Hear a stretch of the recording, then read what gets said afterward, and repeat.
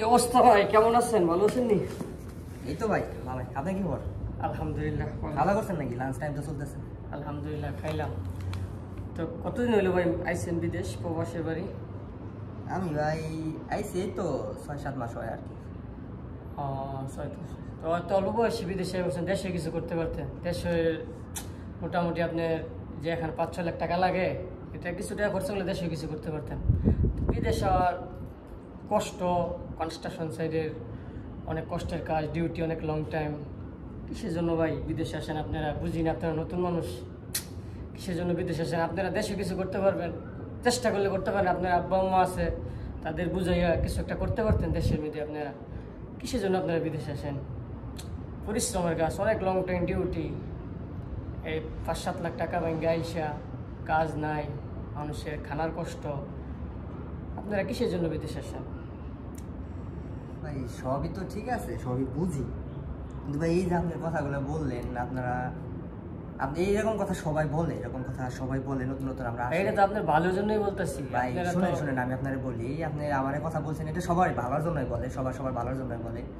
আমি আপনারে কিছু কথা বলি যে আপনিও তো প্রবাসে আছেন। অবশ্যই আমি আছি। আপনি প্রবাসে কতদিন যাবত আছেন? আছি 7 বছরের মতো হয়ে গেছে। আপনি 7 বছরের মতো প্রবাসে আছেন।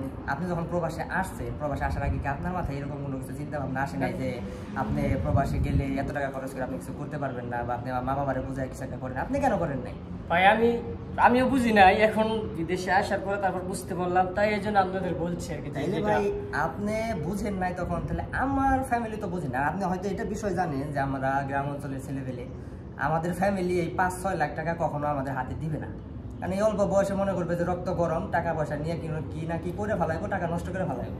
কিন্তু তারা ভালো করে জানে যে যদি প্রবাসী ছেলেরে পাঠায়, তাহলে ছেলে কোনো না কোনো একভাবে যত পরিশ্রমী হোক, কষ্টই হোক, কাজ করে মাসে শেষে কিছু হলেও টাকা দেশে পাঠায়। আমি তো আপনার ভালোর জন্যই বলছিলাম। ভাই আপনি ভালোর জন্য বলছেন, ঠিক আছে। আমরা ভাই নতুন, শুনেন আমি একটা কথা বলি, আমরা ভাই হয়তো নতুন, আপনারা হয়তো প্রবাসে অনেকদিন যাবত আছেন, দীর্ঘদিন যাবত আছেন। আপনারা ভাই কি করতে পারছেন? 7 বছর, 8 বছর, 15 বছর, 20 বছর যাবত অনেকেই আছে এই প্রবাসে। তারা কি করতে পারছে? কয়জনে কি করতে পারছে?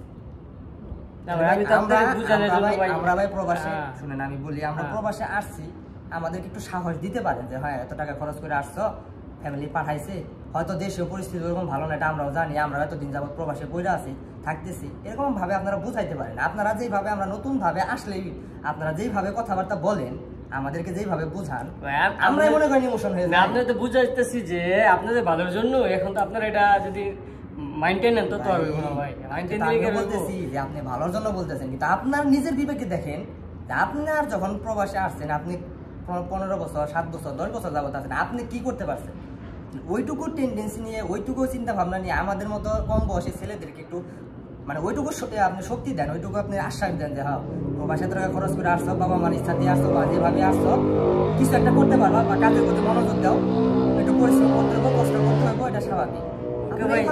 ঠিক আছে ভাই, আমারও বলেছি, আমি আপনাকে বুঝাইছি, আমি নিজে এখন ভাই কি বলবো, এখন আমার বলার কোনো ভাষা নাই ভাই। আমি আপনার ওইভাবে কথাগুলো বলতেছি না, বাট আপনি একটু চিন্তা করে দেখেন যে কথাটা আসলে কিন্তু ওইটা কিন্তু সত্য, যে আপনিও যখন প্রবাসে আসছেন তখন কিন্তু আপনার সাথে এরকম একটা চিন্তা ভাবনা হয়েছে, আসার পরে বুঝতে পারছেন। তাহলে আপনিও এখন আমরা আসছি, আপনারা যদি এইভাবে কথাবার্তা বলেন, তাহলে তো মনে করেন আমরা এমনিতেই দুর্বল হয়ে যাবো। এই জন্য ভাই যারা নতুন প্রবাসে আসে তাদেরকে একটু এইরকম ইমোশন কথাবার্তা না বললে আপনারা একটু ভালোভাবে বুঝায় বলেন, তাদেরকে একটু সাহস দেন, তারা ভবিষ্যতে জানে ভালো একটা কিছু করতে পারে।